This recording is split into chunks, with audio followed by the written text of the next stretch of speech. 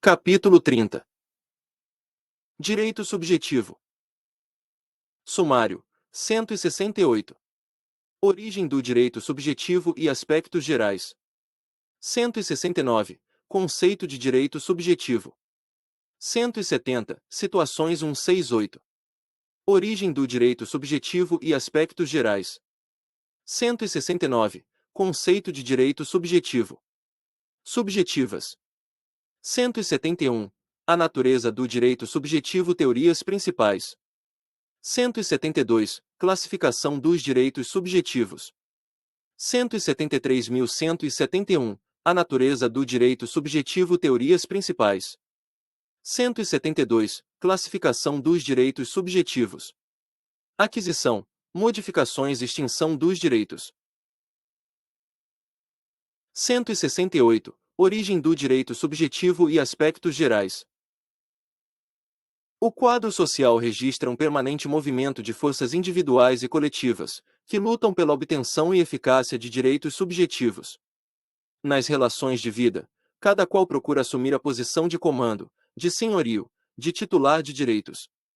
No meio civilizado, o ter e o poder decorrem de direitos subjetivos, constituídos à luz do ordenamento jurídico. O esforço pela conquista e firmeza de direitos não se limita ao plano amistoso. Quando não é possível o diálogo e o entendimento, os tribunais podem definir a existência de direitos e seus respectivos titulares.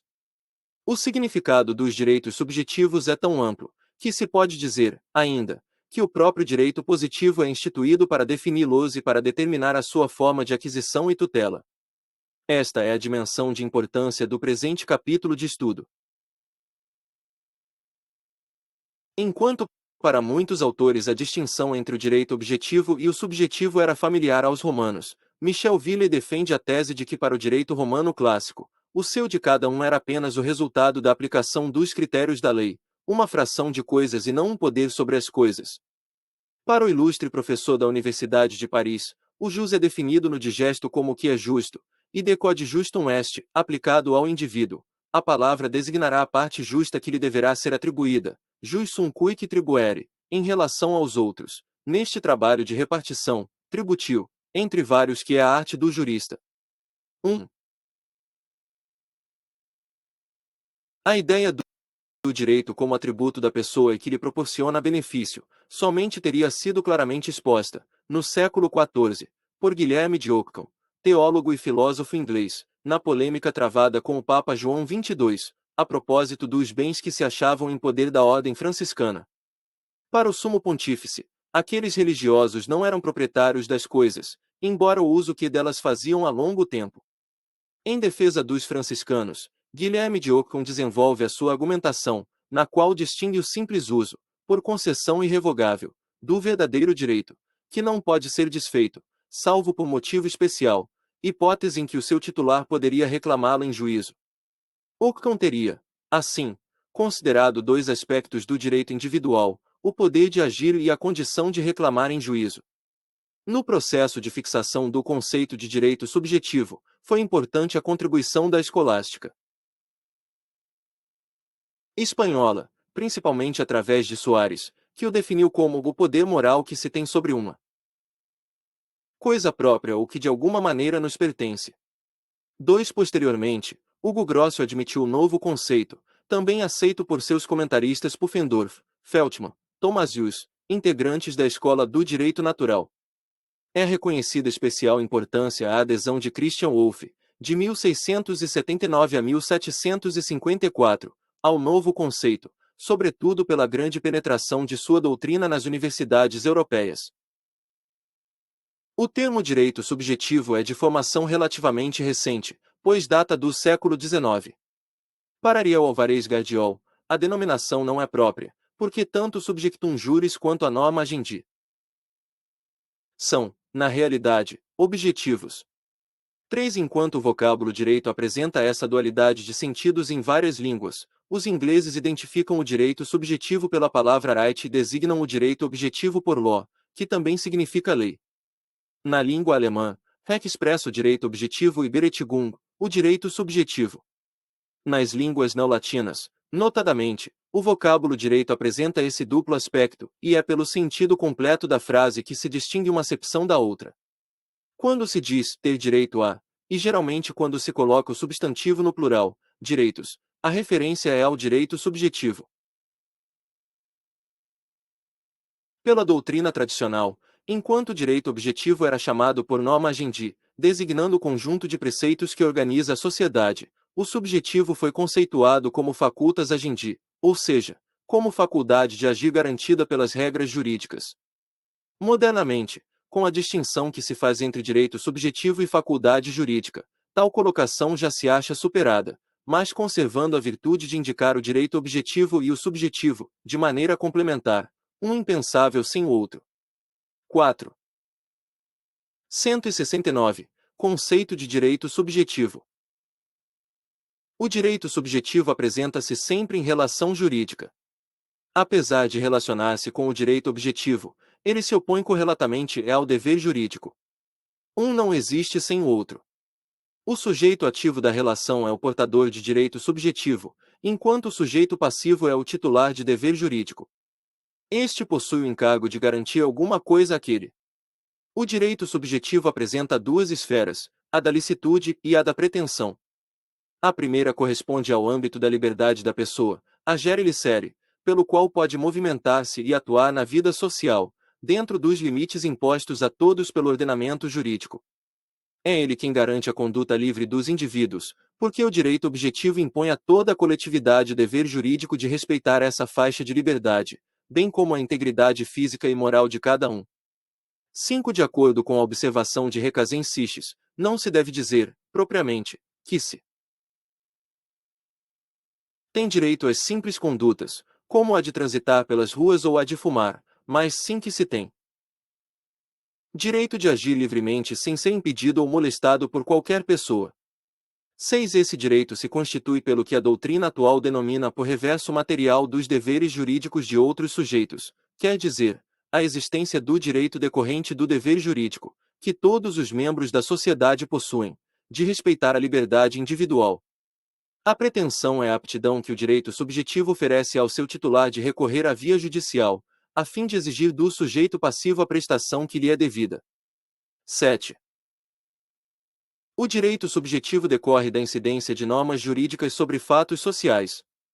As regras podem qualificar os direitos tanto pela imposição de deveres jurídicos aos sujeitos que se encontrem em determinadas situações ou reconhecendo, diretamente, vantagens aos portadores de situações jurídicas específicas. O direito subjetivo consiste, assim, na possibilidade de agir e de exigir aquilo que as normas de direito atribuem a alguém como próprio.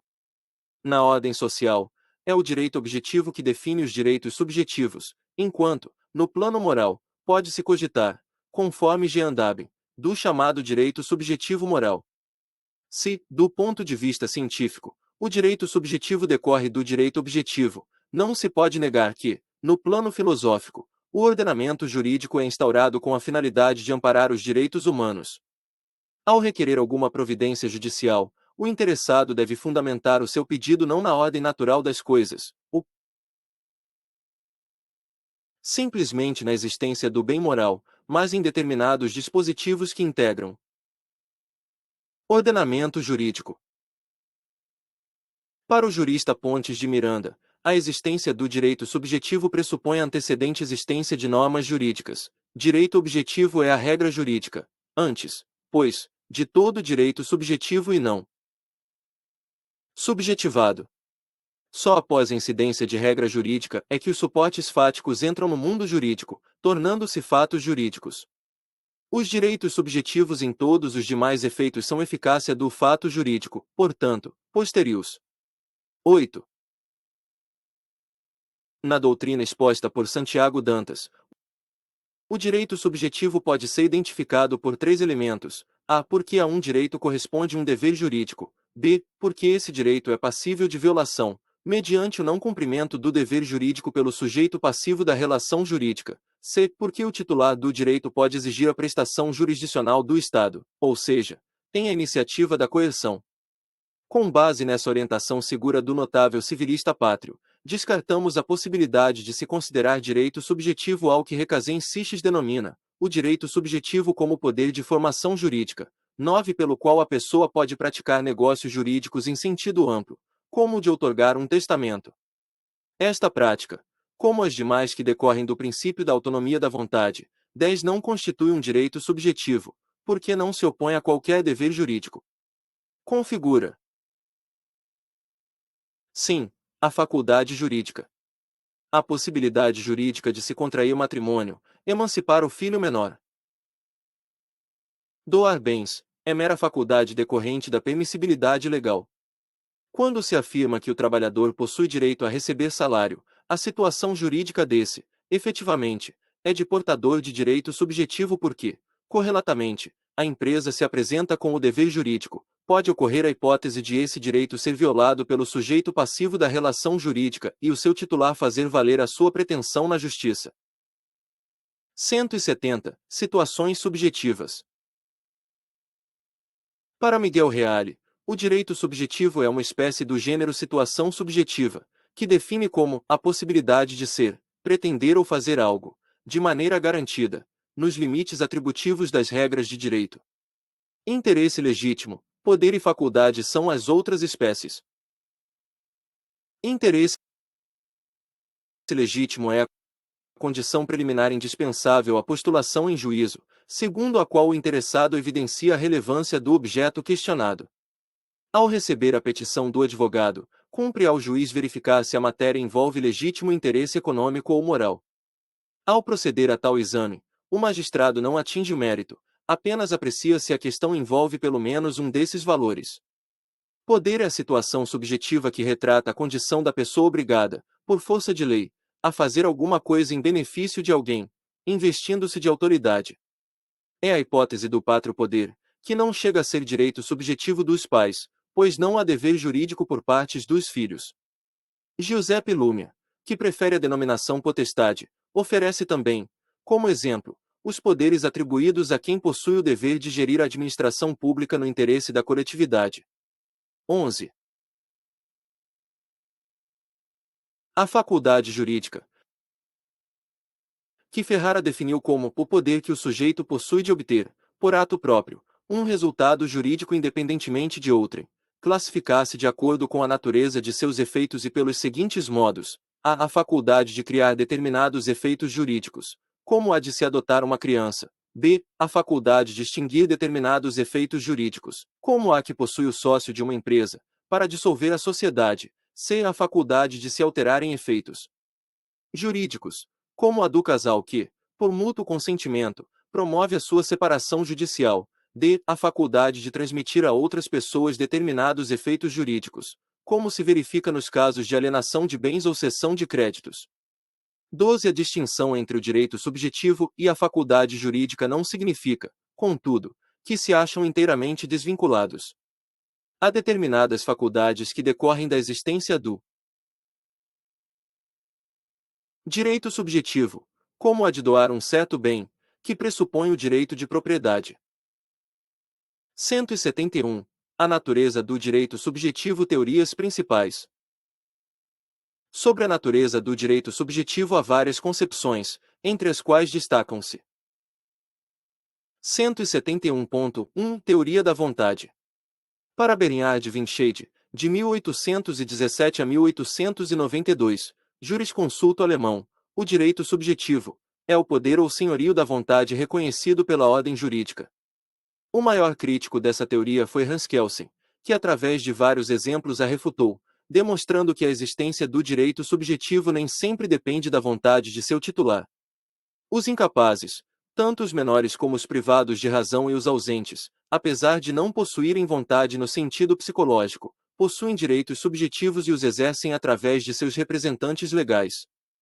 Reconhecendo as críticas, Winscheid tentou salvar a sua teoria, esclarecendo que a vontade seria a da lei. Para Del Vecchio, a falha de Winscheid foi situar a vontade na pessoa do titular em concreto, enquanto deveria considerar a vontade como simples potencialidade. A concepção do filósofo italiano é uma variante da teoria de Winscheid, pois também inclui o elemento vontade, querer, em sua definição, a faculdade de querer e de pretender, atribuída a um sujeito, a qual corresponde uma obrigação por parte dos outros. 13. 171.2 Teoria do interesse. Rudolf von Ehring, de 1818 a 1892, jurisconsulto alemão, centralizou a ideia do direito subjetivo no elemento interesse, afirmando que direito subjetivo seria o interesse juridicamente protegido. As críticas feitas à teoria da vontade são repetidas aqui, com pequena variação. Os incapazes, não possuindo compreensão das coisas, não podem chegar a ter interesse e nem por isso ficam impedidos de gozar de certos direitos subjetivos. Considerado o elemento interesse sob o aspecto psicológico, é inegável que essa teoria já estaria implícita na da vontade, pois não é possível haver vontade sem interesse. Se tomarmos, porém, a palavra interesse não em caráter subjetivo, de acordo com o pensamento da pessoa, mas em seu aspecto objetivo, verificamos que a definição perde em muito a sua vulnerabilidade. O interesse, considerado não como o meu ou o seu interesse, mas tendo em vista os valores gerais da sociedade, não há dúvida de que é elemento integrante do direito subjetivo. De vez que este expressa sempre interesse de variada natureza, seja econômica, moral, artística, etc. Muitos criticam ainda esta teoria, entendendo que o seu autor confundiu a finalidade do direito subjetivo com a natureza. 171.3 Teoria eclética. Georg Jelinek, de 1851 a 1911, jurisconsulto e publicista alemão, considerou insuficientes as teorias anteriores, julgando-as incompletas. O direito subjetivo não seria apenas vontade, nem exclusivamente interesse, mas a reunião de ambos. O direito subjetivo seria o bem ou interesse protegido pelo reconhecimento do poder da vontade. As críticas feitas isoladamente à teoria da vontade e à do interesse foram acumuladas na presente. 171.4 Teoria de Duguit. Seguindo a linha de pensamento de Augusto Comte, que chegou a afirmar que dia chegará em que nosso único direito será o direito de cumprir o nosso dever.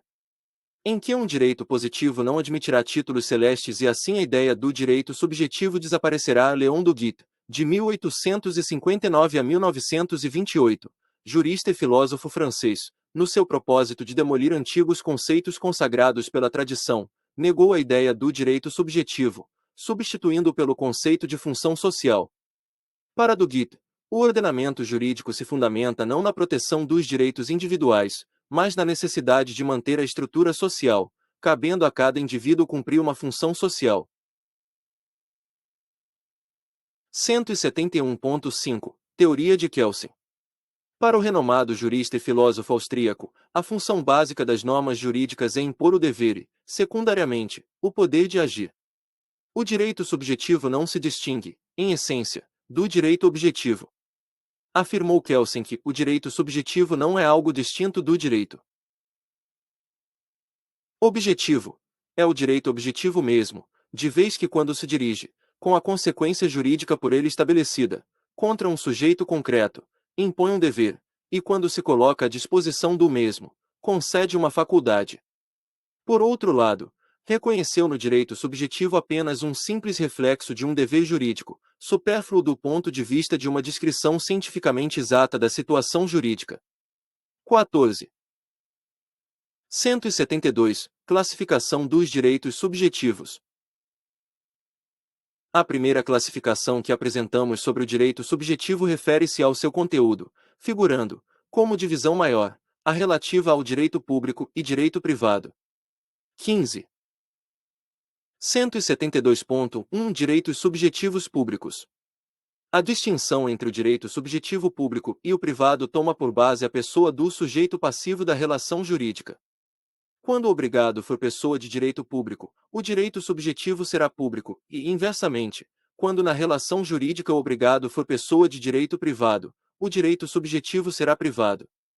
Esta distinção não é antiga, de vez que até há pouco tempo, relativamente, não se admitia a existência de direito subjetivo público, em face da ideia predominante de que o Estado, como autor e responsável pela aplicação do direito, não estaria sujeito às suas normas.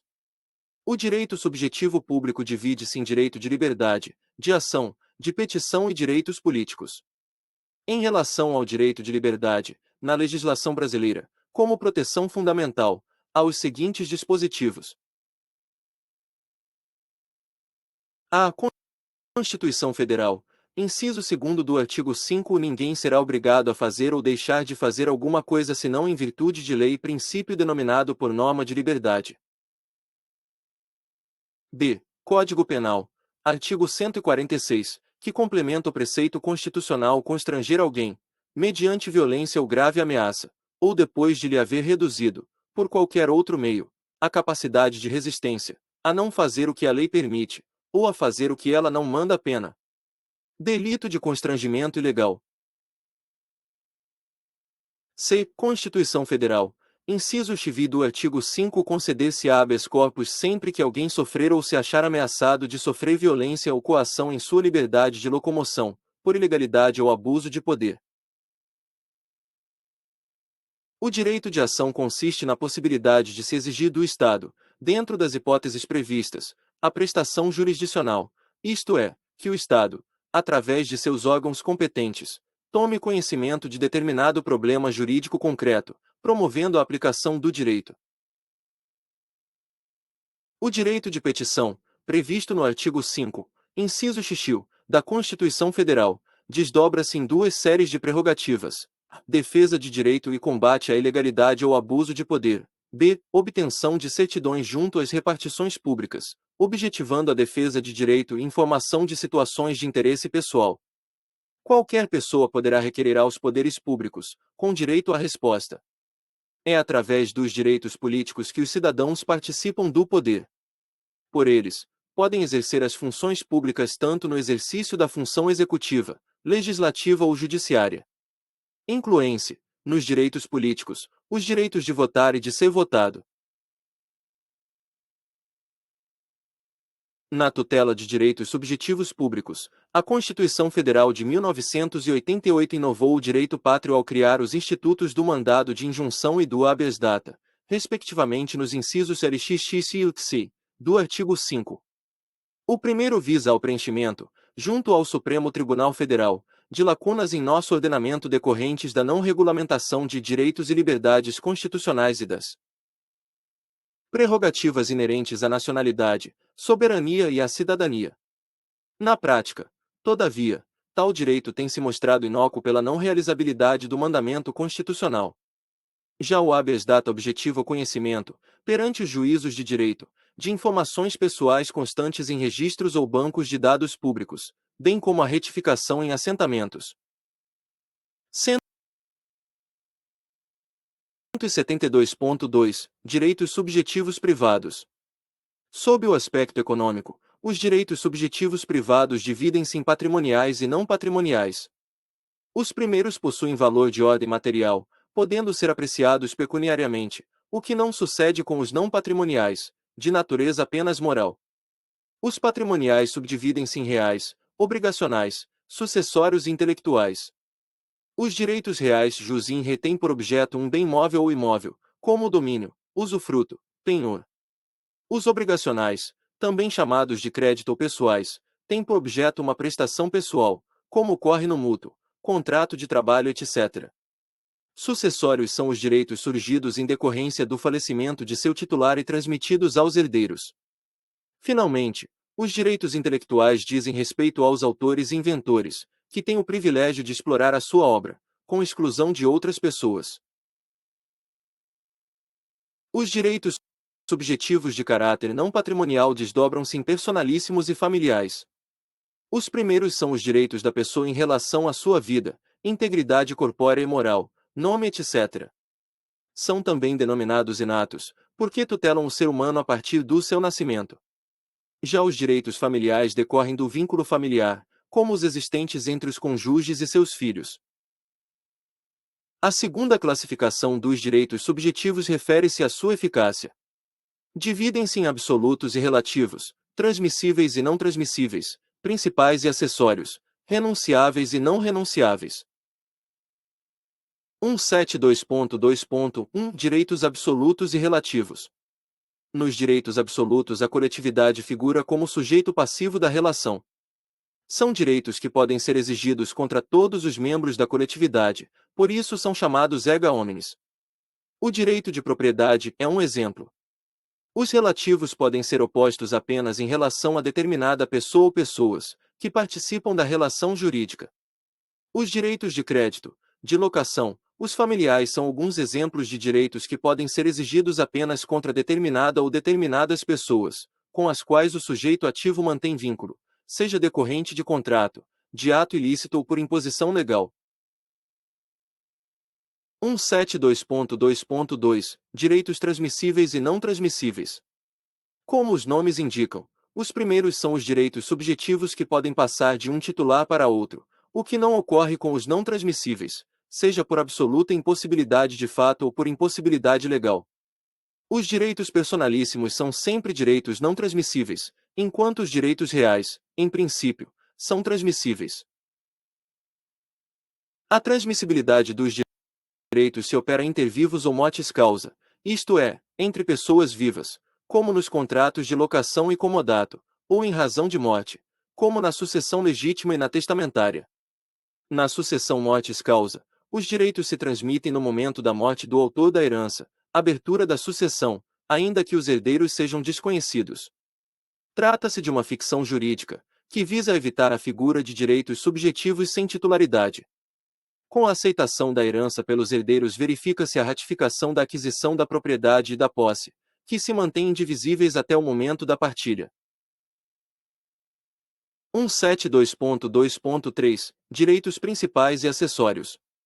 Os primeiros são independentes, autônomos, enquanto os direitos acessórios estão na dependência do principal, não possuindo existência autônoma. No contrato de mútuo, o direito ao capital é o principal e o direito aos juros, acessório. 172.2.4 Direitos renunciáveis e não renunciáveis. Os direitos renunciáveis são os que o sujeito ativo, por ato de vontade, pode deixar a condição de titular do direito sem a intenção de transferi-lo a outrem, enquanto nos irrenunciáveis tal fato é impraticável, como se dá com os direitos personalíssimos. 173. Aquisição, modificações e extinção dos direitos. 173.1 Aquisição. Os direitos subjetivos não são eternos e nem imutáveis. Estão sujeitos a uma evolução análoga à dos seres vivos, pois nascem, duram e perecem. Alguns acompanham a pessoa a partir do nascimento, como os direitos personalíssimos, outros são adquiridos durante a existência. A aquisição é um fato pelo qual alguém assume a condição de titular de um direito subjetivo. Duas razões podem ditar seu aparecimento: a determinação da lei, op legis, como no direito à vida, à honra, etc. B. Por ato de vontade, em que surge pela prática de ato jurídico. A aquisição pode decorrer de um ato exclusivo do agente, como na ocupação, por ato de outra pessoa, como no testamento, por ato conjunto de pessoas, como nos contratos. A aquisição do direito subjetivo pode ocorrer por dois modos, originário e derivado. Na aquisição originária o direito não decorre de uma transmissão, mas se manifesta autonomamente com o seu titular. Exemplo: o direito que se adquire com a caça de um animal.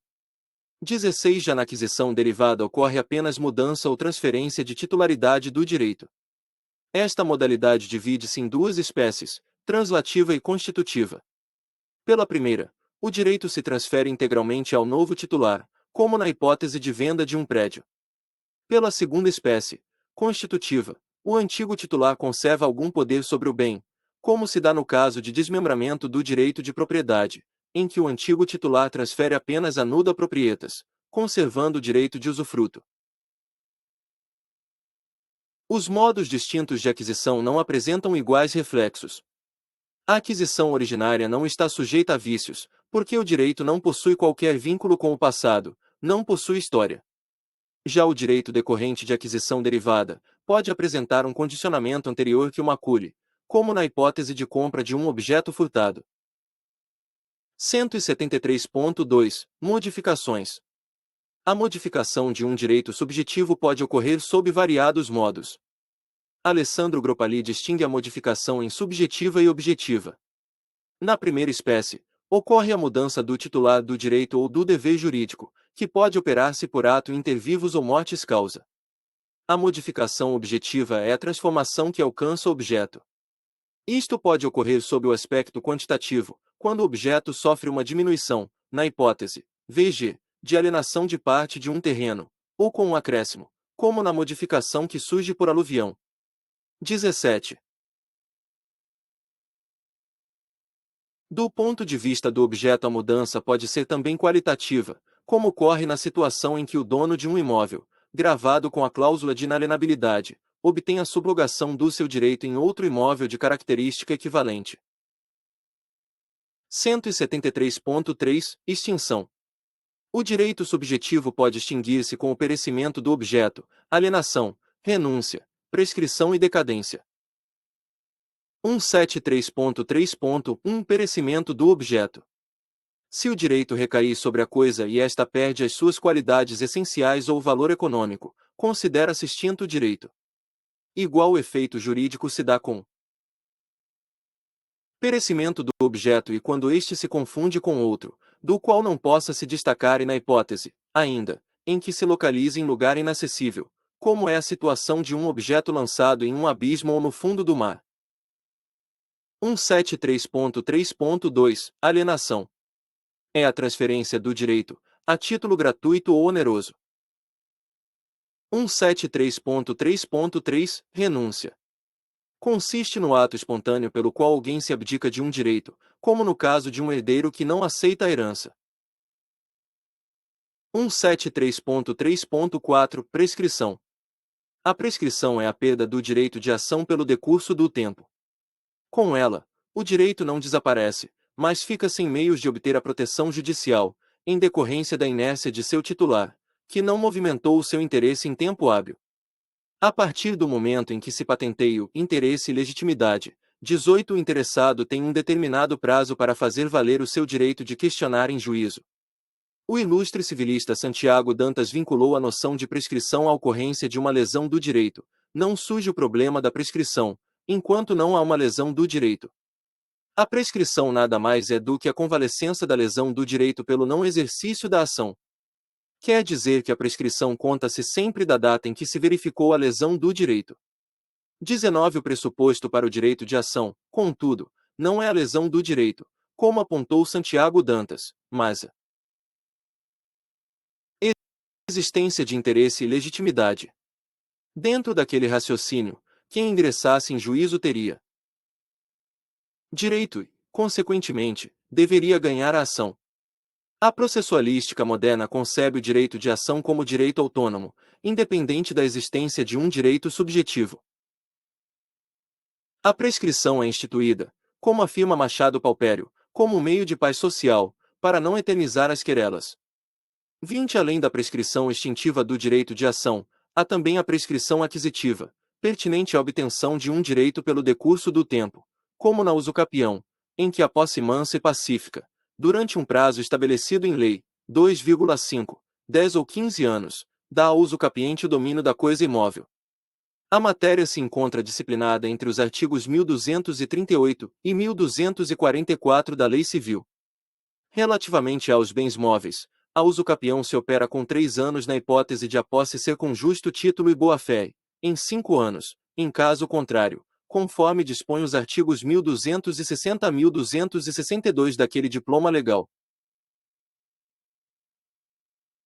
Contrariando a orientação doutrinária, a Lei N. 11.280, de 16 de fevereiro de 2006, conferiu ao juiz o poder de declarar, de ofício, a prescrição, revogando a vedação do artigo 194 do Código Civil e modificando o texto do 5 do artigo 219 do Código de Processo Civil, dando-lhe a seguinte redação: o juiz pronunciará, de ofício, a prescrição. Tal inovação, incluída no elenco das medidas que visam a celeridade dos feitos judiciais, tem sido objeto de críticas da comunidade jurídica. 173.3.5 Decadência. A decadência é uma figura que se assemelha à prescrição, mas que produz efeitos distintos. Consiste na perda de um direito pelo decurso do tempo. Enquanto a prescrição fulmina apenas o direito de ação, pela decadência extingue-se inteiramente o direito. O fundamento social da decadência é o mesmo que o da prescrição. Tutela-se o valor segurança jurídica das pessoas. Não é justo, como observa Santiago Dantas, que se continue a expor as pessoas à insegurança que o direito de reclamar mantém sobre todos, como uma espada de Damocles. 21. Além de produzirem efeitos diferentes quanto ao direito, distinguem-se também prescrição e decadência, quanto a outras particularidades. Enquanto há fatos que interrompem o prazo prescricional, o prazo de decadência não se interrompe. A prescrição, como a decadência, pode ser declarada ex officio pelo juiz e a qualquer momento. Bibliografia principal. Ordem do sumário.